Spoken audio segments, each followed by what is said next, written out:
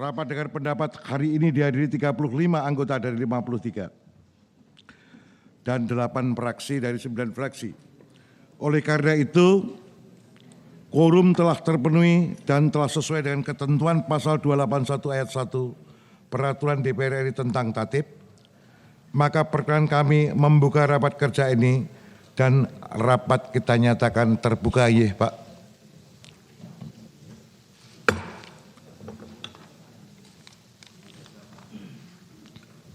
Rekan-rekan sekalian, kita akan rapat sampai jam berapa? Selesainya aja, Pak Ketua. Jangan. Kita batasi dulu, nanti dipilih diperpanjang. Jam 1 lah, Ketua. 12.30? Oke.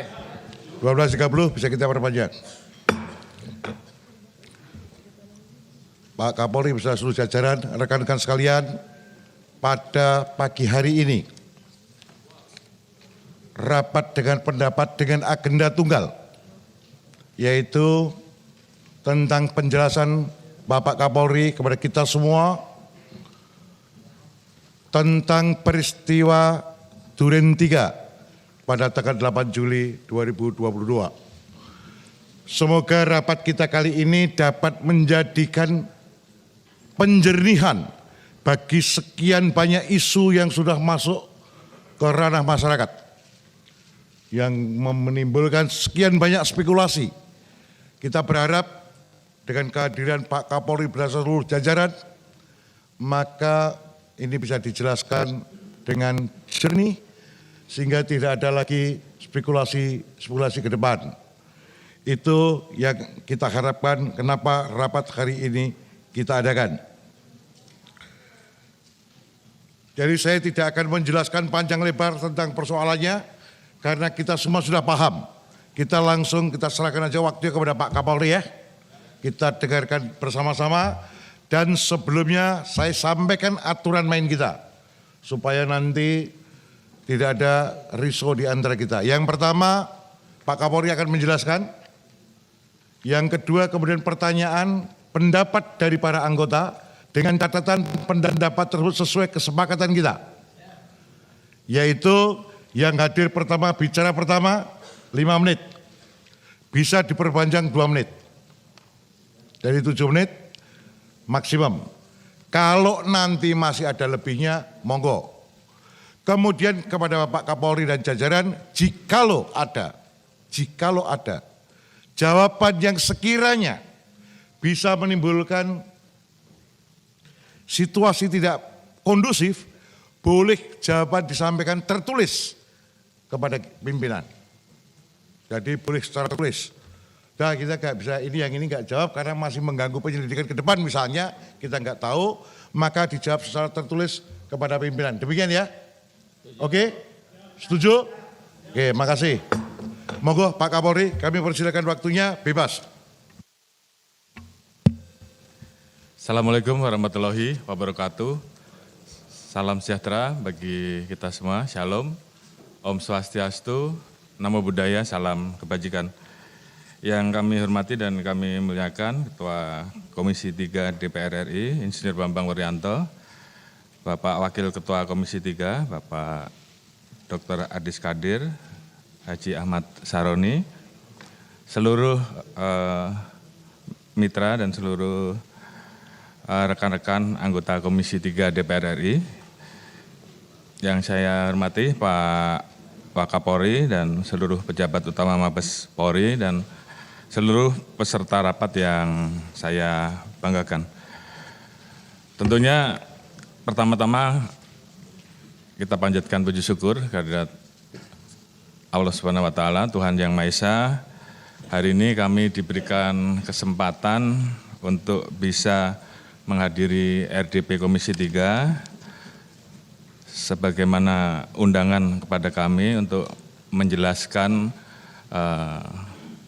peristiwa yang terjadi di Duren 3. Oleh karena itu tentunya kami selaku pimpinan Polri mengucapkan terima kasih atas kesempatan yang diberikan kepada kami, dan ini juga tentunya disaksikan oleh seluruh masyarakat Indonesia, dan tentunya apa yang kami sampaikan ini akan semakin memperjelas tentang beberapa pertanyaan yang barangkali selama ini masih ada. Sebelumnya kami laporkan Bapak bahwa kami hadir bersama-sama tim sus 18 orang dan kami sampaikan bahwa dalam hal penanganan kasus ini kami solid Pak. Jadi itu satu hal yang perlu kami sampaikan. Yang saya hormati pimpinan Komisi 3 dan seluruh rekan-rekan, sebagaimana arahan dari Bapak Presiden beberapa waktu yang lalu bahwa kami diminta untuk mengusut tuntas, jangan ragu-ragu, jangan ada yang ditutup-tutupi, ungkap kebenaran apa adanya sehingga jangan sampai menurunkan kepercayaan masyarakat terhadap Polri.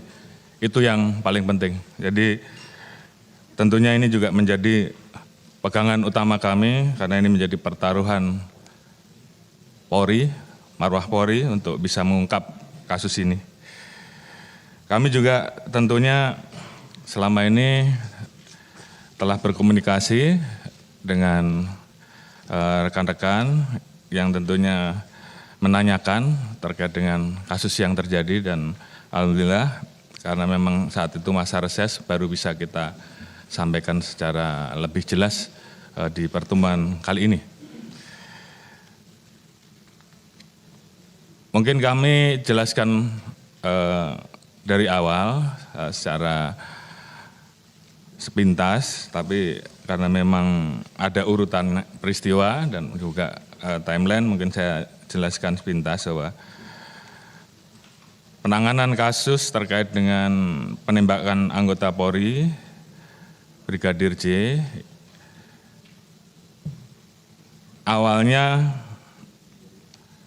karena ada laporan saudara FS kepada Polres Metro Jakarta Selatan dan Divpropam pada hari Jumat 8 Juli 2022, di mana yang bersangkutan melaporkan pada pukul 17.20 terjadi peristiwa tembak-menembak antara saudara Richard dan saudara Yosua yang diduga terjadi karena ada pelecehan menurut yang bersangkutan pada saat itu kepada saudara PC oleh saudara J di Duren 3 dengan kronologis bahwa saudara J melakukan pelecehan kepada saudara PC di rumah dinas Duren 3 sehingga mengakibatkan saudara PC berteriak minta tolong, didengar oleh saudara Richard dan kemudian pada saat ditegur terjadi tembakan dari saudara J sehingga kemudian terjadi tembak-menembak yang mengakibatkan saudara J meninggal dunia.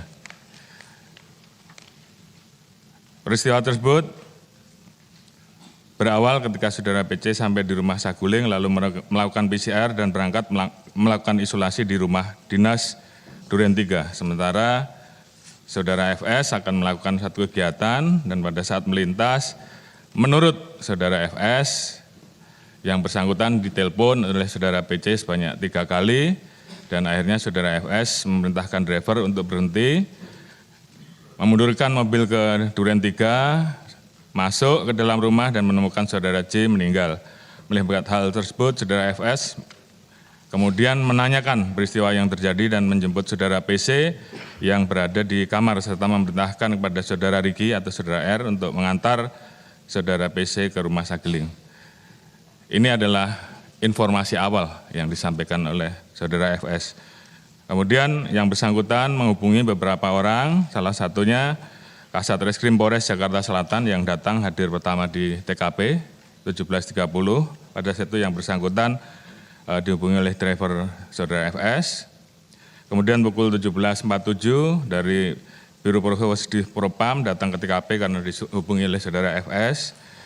Kemudian setelah selesai dilakukan pendataan dan pengamanan barang bukti, sekitar pukul 19 saksi-saksi yang ada di TKP saat itu, Kuat, Riki, Richard dibawa ke kantor Biro Paminal Divpropam untuk dilakukan interogasi sehubungan dengan penyelidikan atas dugaan pelanggaran atau penyimpangan dalam pelaksanaan tugas Polri.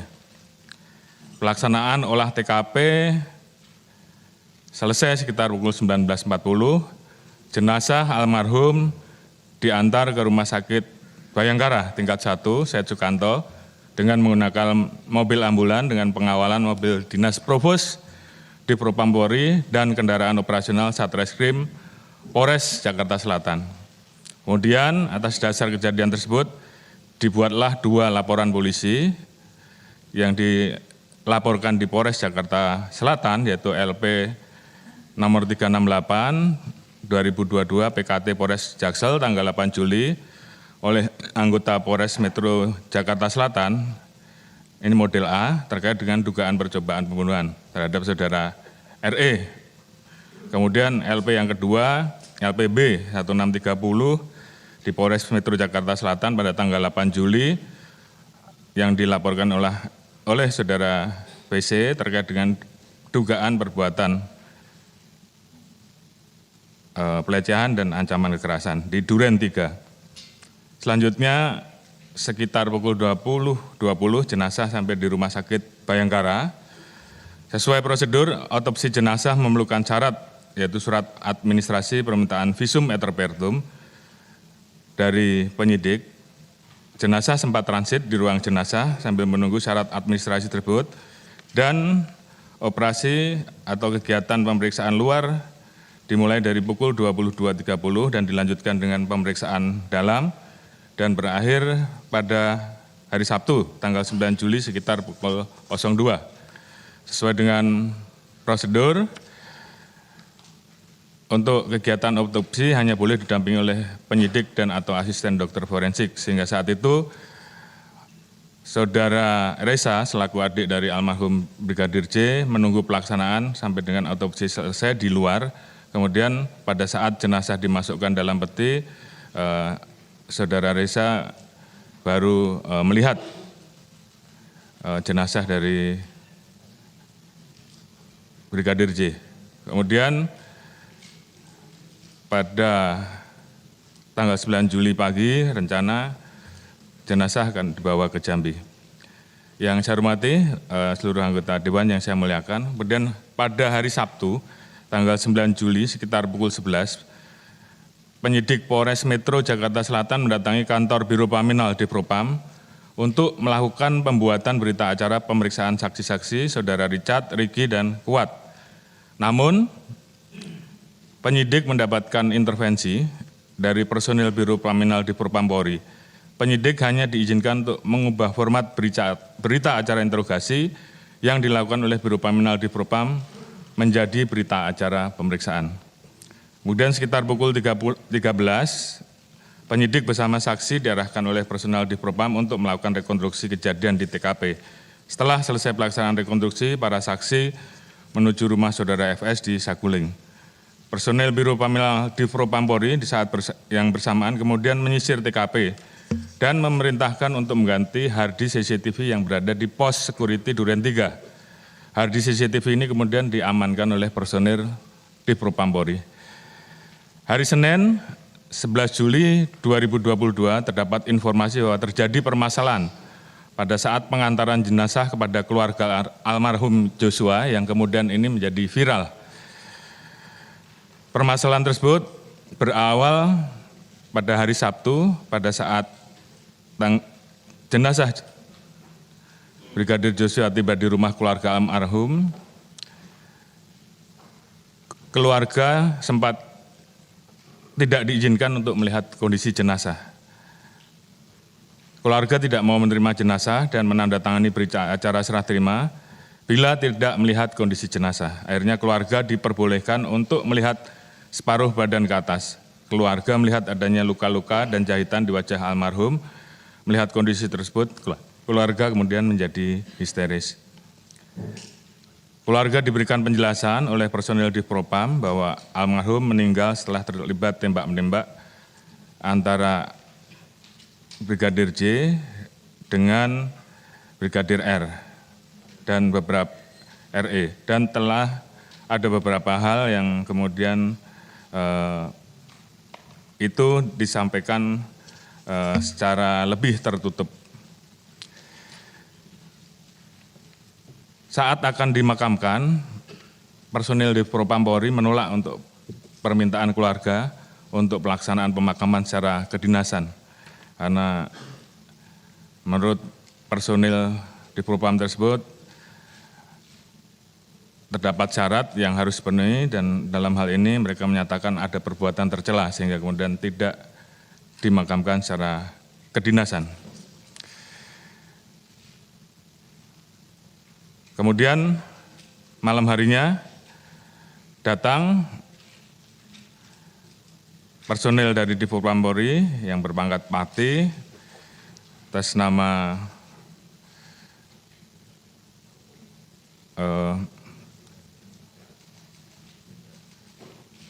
Brigjen Pol Hendra atau Karopaminal yang menjelaskan dan meminta pada saat itu untuk tidak direkam dengan alasan terkait dengan masalah aib. Keluarga mendapatkan penjelasan lebih detail sehingga jumlah tembakan dan posisi tembak menembak serta luka-luka yang ada di tubuh jenazah. Terkait dengan penjelasan tersebut, keluarga tidak percaya dengan penjelasan yang telah diberikan oleh personil di Propam Polri tersebut. Beberapa hal kemudian ditanyakan, antara lain masalah CCTV yang ada di tempat kejadian, kemudian hal-hal yang dirasa janggal, kemudian terkait dengan barang-barang korban termasuk HP, dan kejanggalan-kejanggalan ini kemudian viral di media dan mendapatkan perhatian publik. 11 Juli Karopenmas melakukan konferensi pers terkait dengan peristiwa meninggalnya almarhum Joshua.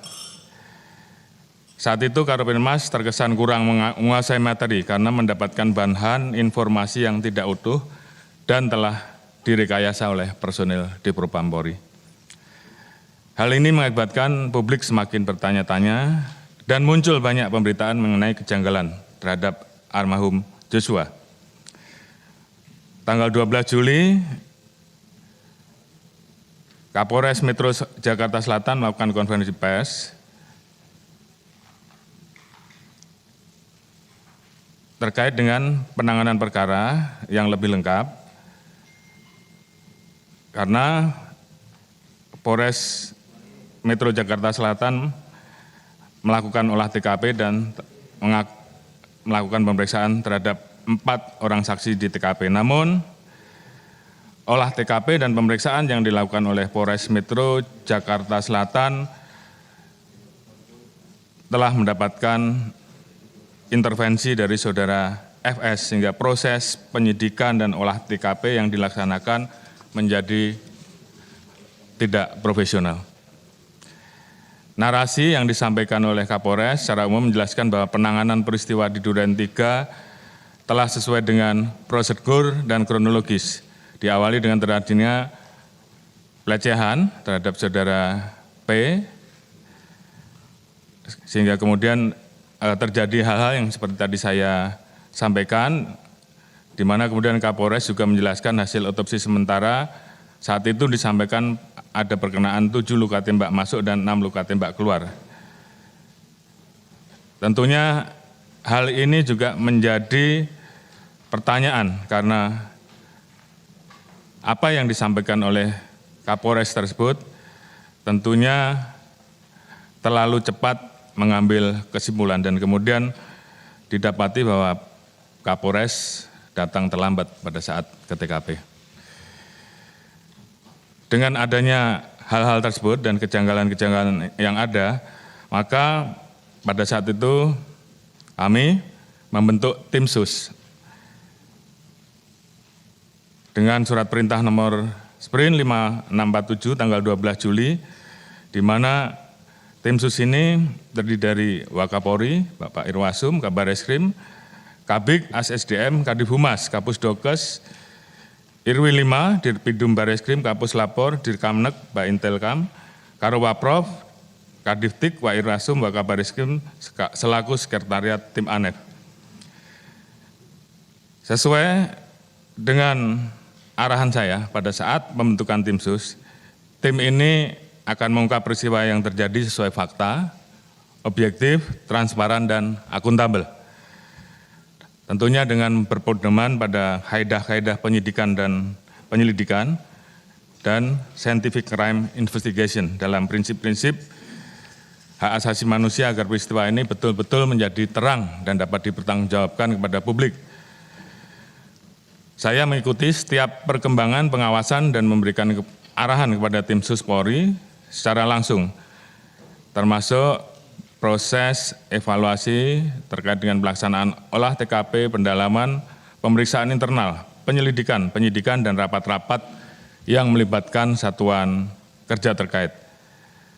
Saya ingin memastikan bahwa upaya yang dilakukan oleh tim Sus Polri bebas dari kepentingan pihak-pihak terkait demi menegakkan keadilan dan bisa memberikan asistensi secara berjenjang. Saat itu kasus masih ditangani Polres Metro Jakarta Selatan dan mendapatkan asistensi dari Polda Metro dan juga Barreskrim, sehingga kita harapkan dapat saling dukung di dalam pelaksanaan penyidikan. Kita juga melibatkan Kompolnas dan Komnas HAM pada saat itu untuk bisa melaksanakan investigasi. Ini juga bagian dari komitmen kita, komitmen Polri, agar penanganan kasus ini betul-betul transparan, akuntabel, dan siap untuk mengungkap secara terang benderang peristiwa yang terjadi tanpa ada yang ditutup-tutupi. Kemudian berdasarkan kesepakatan, Komnas HAM memutuskan untuk melakukan penyelidikan secara independen untuk mempertahankan asas imparsial. Kami juga berkomitmen pada saat itu memberikan akses seluas-luasnya bagi Komnas HAM untuk melakukan pengawasan, pengujian, dan pemeriksaan terkait peristiwa penembakan yang terjadi di Duren 3.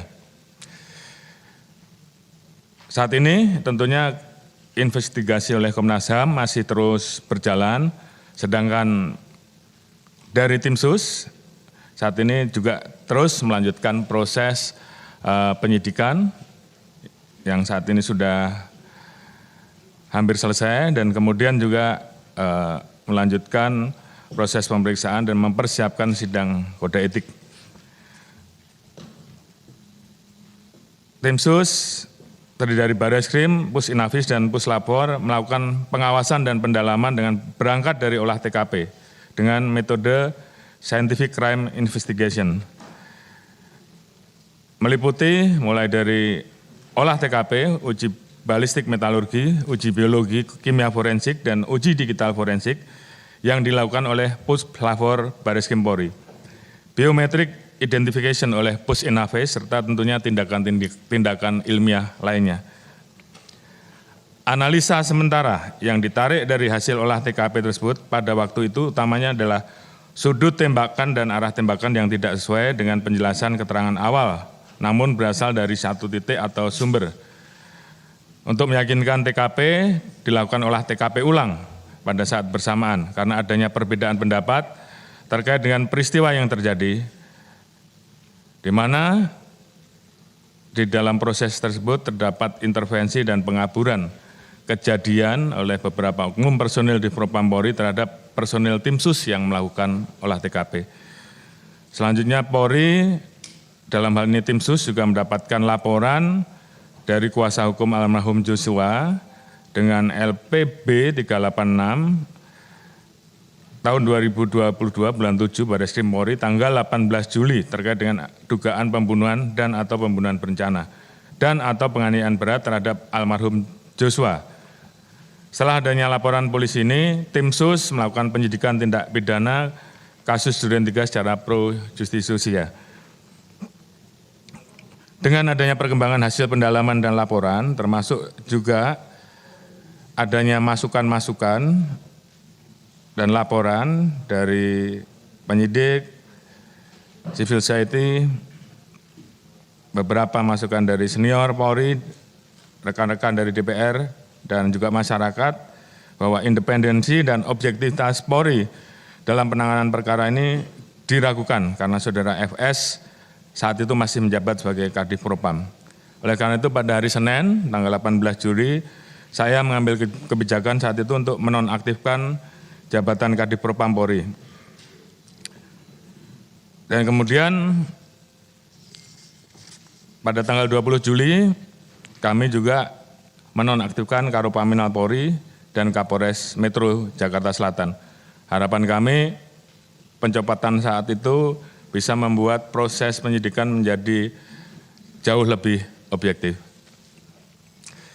Kemudian kami juga membuka ruang pada saat itu terkait dengan adanya permintaan ekshumasi jenazah Joshua oleh keluarga korban yang dilakukan oleh dokter independen, dan saat itu permintaan tersebut secara resmi kami kirimkan dan ekshumasi dilaksanakan pada tanggal 27 Juli oleh Persatuan Dokter Forensik Indonesia yang terdiri dari 8 dokter dengan didampingi Komnas HAM dan Kompolmas, di mana 8 dokter tersebut terdiri dari Profesor Dr. Agus dari UI, kemudian Profesor Dr. Ahmad dari UNER, Profesor Dr. Dedi dari Universitas Riau, kemudian Ketua Umum PPDFI Dr. Adi Firmansyah,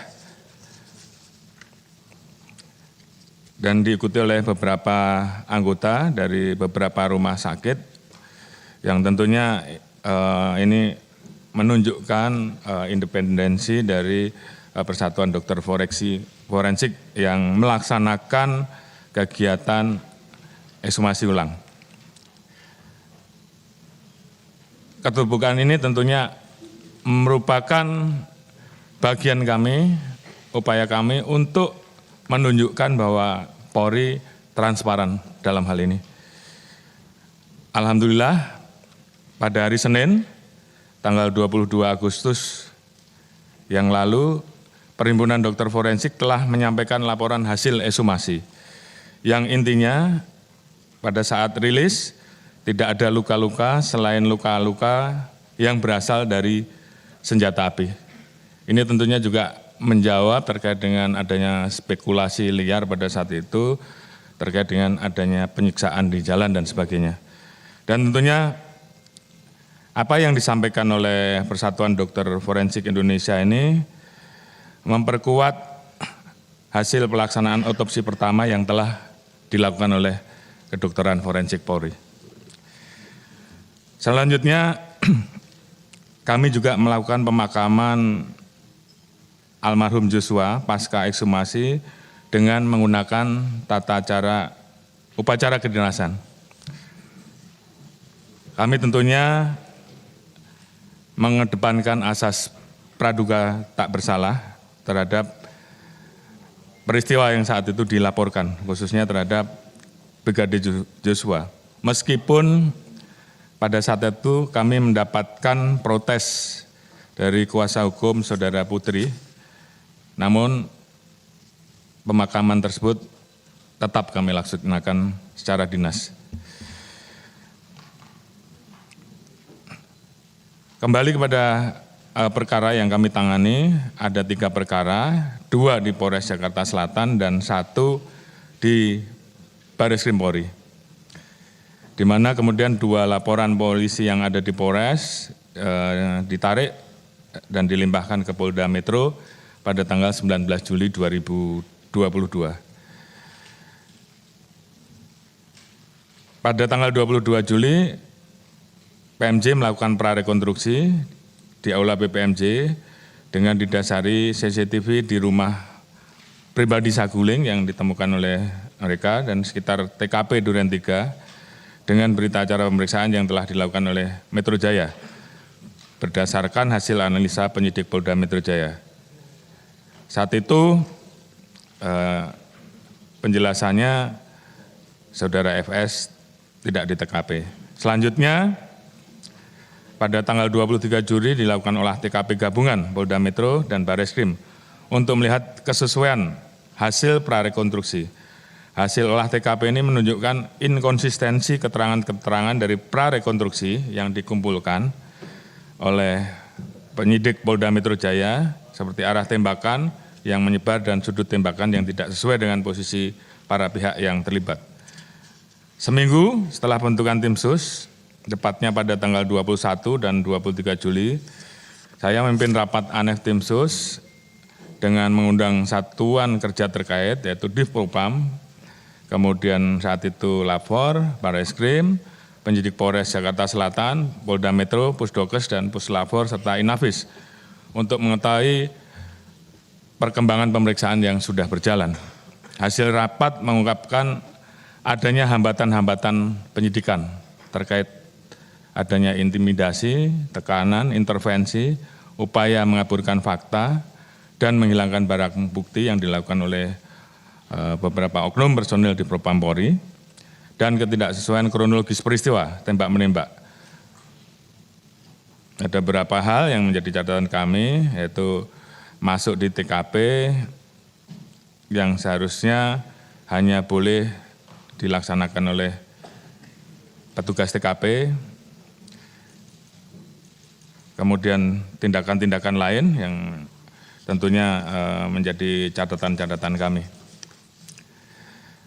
Kemudian juga kami mendapati, dan ini juga yang menjadi perhatian publik, bahwa CCTV yang pada saat itu hilang, CCTV di Satpam,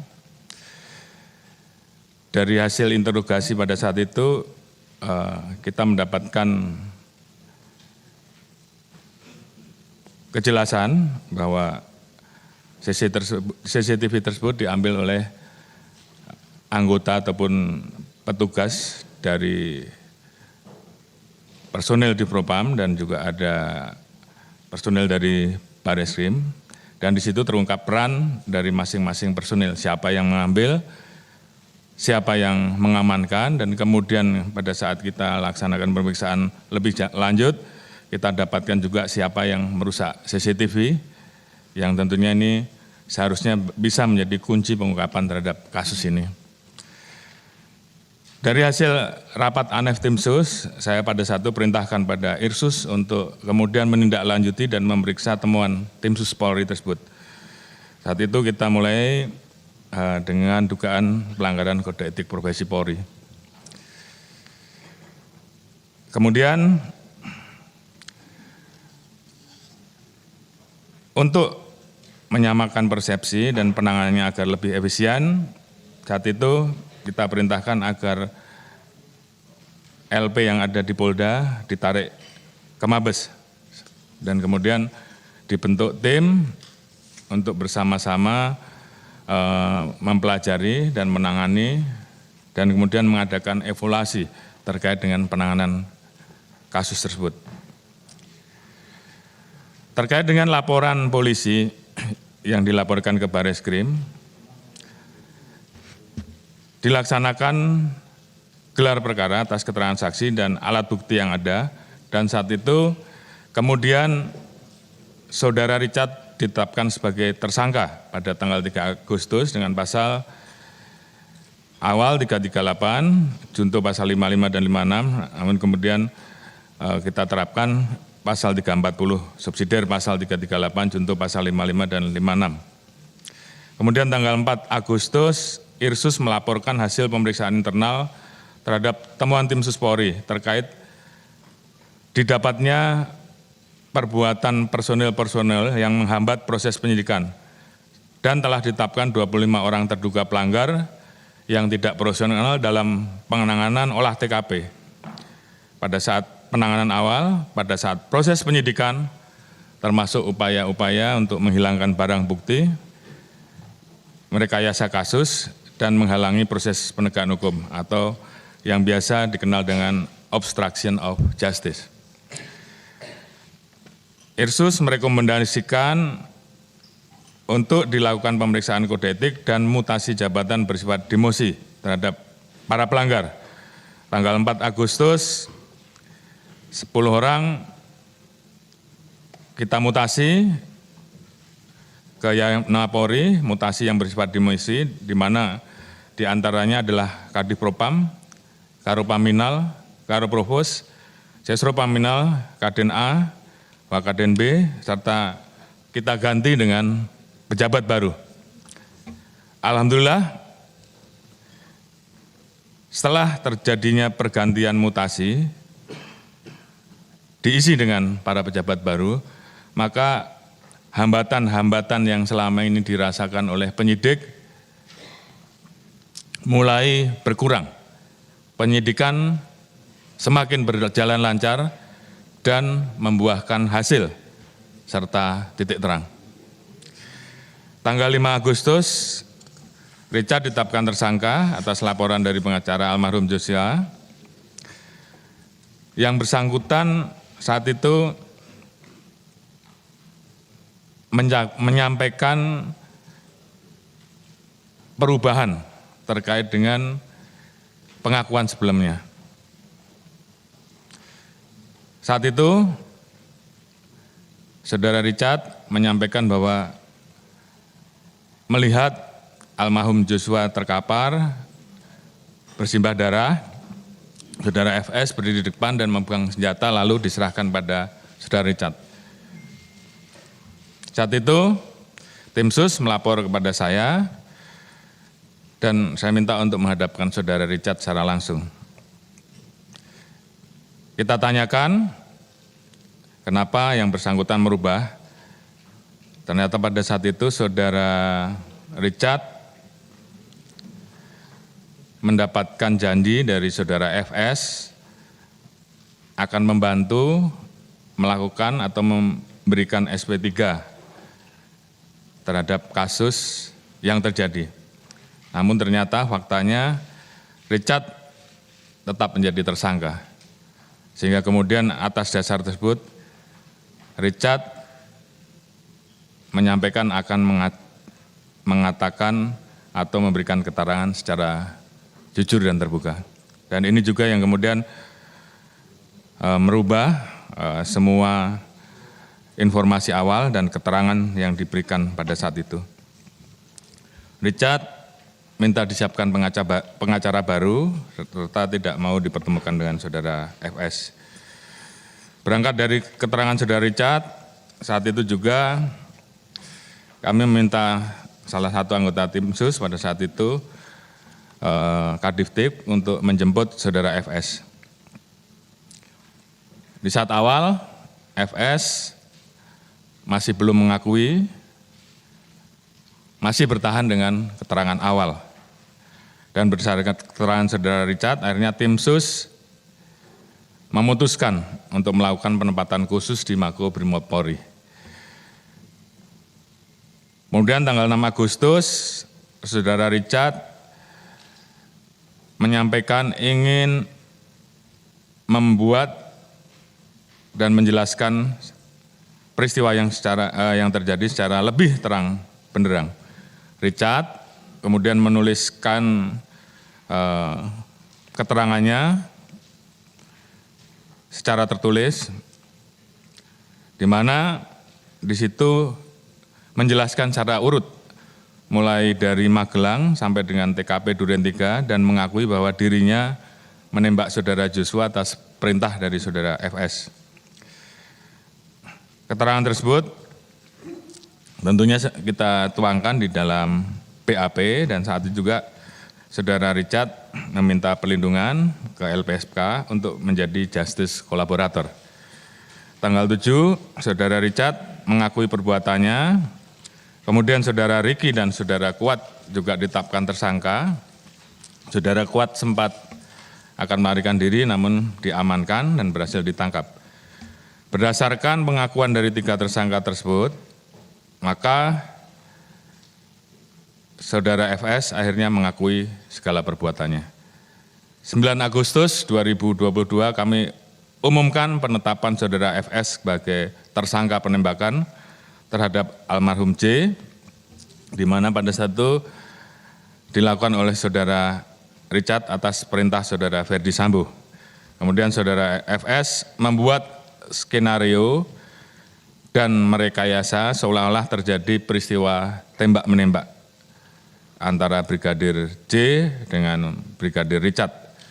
Kemudian yang bersangkutan juga menembak ke dinding atau ke tembok berkali-kali seolah-olah terjadi peristiwa tembak-menembak.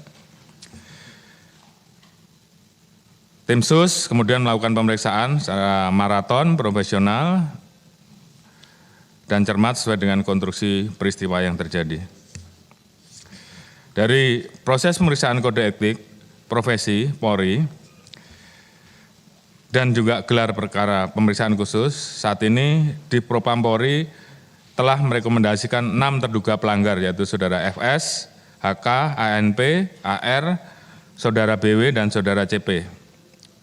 Mereka patut diduga telah melakukan tindak pidana obstruction of justice atau menghalang-halangi penyidikan, antara lain dengan sengaja menghilangkan CCTV dan kemudian merusak CCTV yang ada di Pos Satpam. Kemudian juga telah dibuat laporan polisi di Bareskrim dengan persangkaan pasal 49 junto pasal 33 dan pasal 48 junto pasal 32 terkait dengan Undang-Undang tentang ITE dan juga pasal 233 KUHP junto pasal 55 KUHP dan pasal 566 KUHP dan juga pasal 221 ayat 2. Saat ini proses pemeriksaan kode etik profesi oleh Divpropam Polri masih terus berlangsung.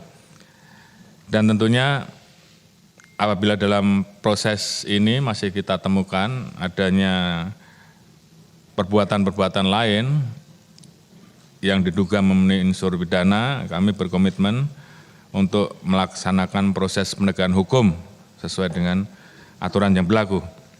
Selanjutnya, pemeriksaan internal terus kami kembangkan.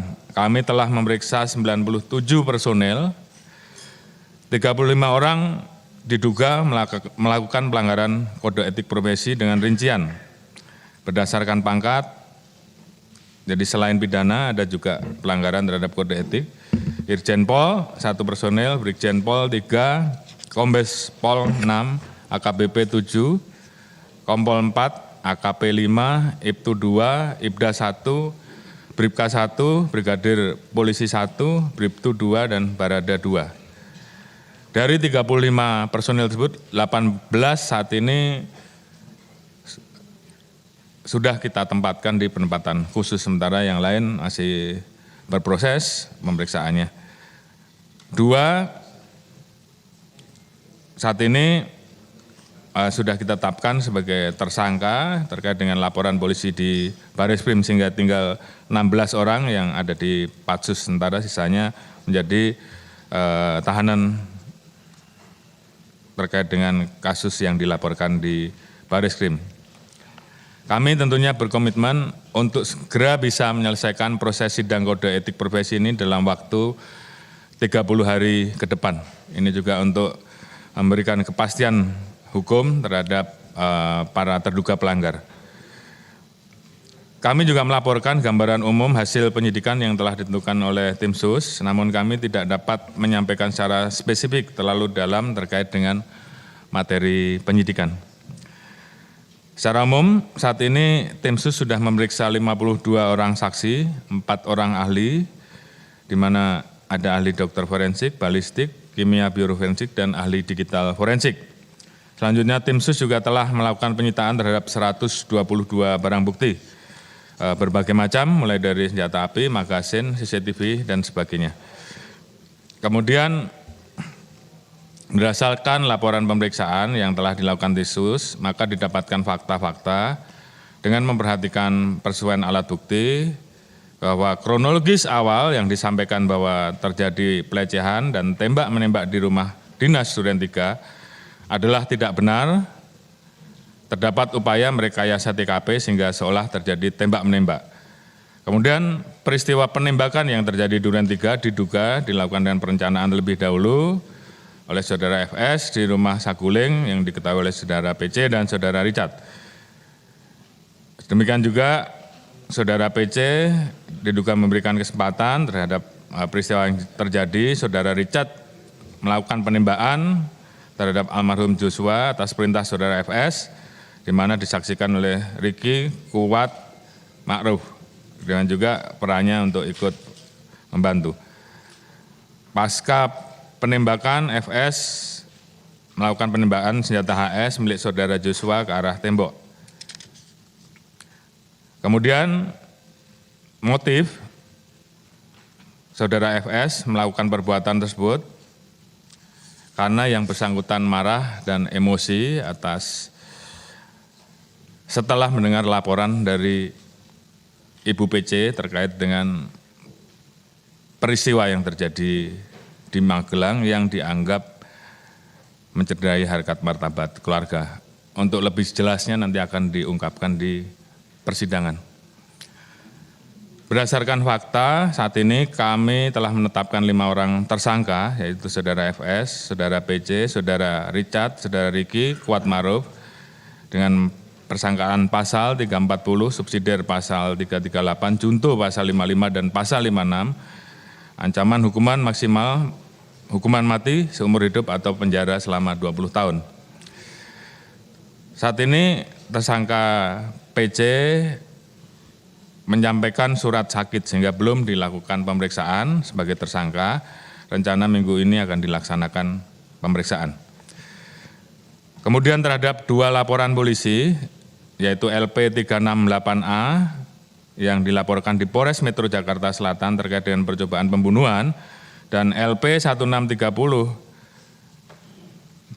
7 tahun 2022 Polres Metro Jaksel terkait dengan perbuatan cabul dan ancaman kekerasan di Duren 3. Saat ini telah dihentikan penyidikannya karena berdasarkan hasil gelar perkara tanggal 12 Agustus 2022 tidak ditemukan peristiwa pidana. Alhamdulillah tentunya berkat dukungan dari seluruh masyarakat Indonesia, Bapak Presiden Republik Indonesia, seluruh rekan-rekan mitra kerja yang ada di DPR RI, Kemenko Polhukam, Komnas, HAM, Kompolnas, Lembaga Pengawas Eksternal, Kejaksaan, dan seluruh elemen bangsa pada hari Jumat tanggal 19 Agustus 2022 telah dilakukan tahap 1 penyerahan berkas perkara ke Kejaksaan. Saat ini kami terus berkoordinasi dengan pihak Kejaksaan, dan mudah-mudahan harapan kami berkas ini segera bisa dinyatakan P21. Dan tentunya kami sangat berterima kasih kepada Bapak Jaksa Agung yang telah mengirimkan tim, mempersiapkan tim sebanyak 30 personel dari Kejaksaan yang saat ini bekerja secara simultan bersama-sama, sehingga harapan kita kasus ini juga bisa segera diselesaikan dan dapat dinyatakan lengkap dan sesegera mungkin bisa juga kami ajukan ke persidangan. Tentunya dukungan ini semua termasuk juga seluruh masukan dari masyarakat bagi kami merupakan bentuk kecintaan masyarakat terhadap Polri. Untuk itu dalam kesempatan ini kami mengucapkan terima kasih dan apresiasi kepada seluruh pihak, masyarakat, DPR RI, Kejaksaan, dan seluruh elemen, termasuk tentunya dukungan penuh dari Bapak Presiden, sehingga kami bisa menuntaskan kasus ini dan mudah-mudahan sebentar lagi bisa kami lengkapi dan segera kami serahkan ke Kejaksaan. Tentunya kami harapkan penjelasan di hadapan Komisi 3 DPR RI ini dapat membuat peristiwa yang terjadi menjadi lebih terang, dan ini merupakan bagian bentuk akuntabilitas Polri untuk mengungkapkan peristiwa yang terjadi menjadi semakin terang apa adanya dan tidak kami tutup-tutupi. Mungkin ini yang bisa kami sampaikan di dalam materi rapat kerja kali ini. Ini tentunya pil pahit bagi kami. Namun demikian, kami terus berkomitmen bahwa apa yang terjadi ini tentunya menjadi momentum bagi kami untuk memperbaiki, untuk terus melakukan perbaikan terhadap institusi Polri, sehingga institusi ini ke depan bisa menjadi semakin baik, bisa memberikan pelayanan yang lebih baik terhadap masyarakat, sehingga Polri yang saat ini memang terdampak terkait dengan peristiwa ini bisa bisa segera kembali pulih, dan ini pertaruhan kami untuk menjaga marwah dan institusi Polri. Demikian mungkin yang bisa kami sampaikan. Semoga Tuhan Yang Maha Esa senantiasa memberikan kekuatan dan perlindungan pada kita dalam melanjutkan pengabdian terbaik kepada masyarakat, bangsa, dan negara.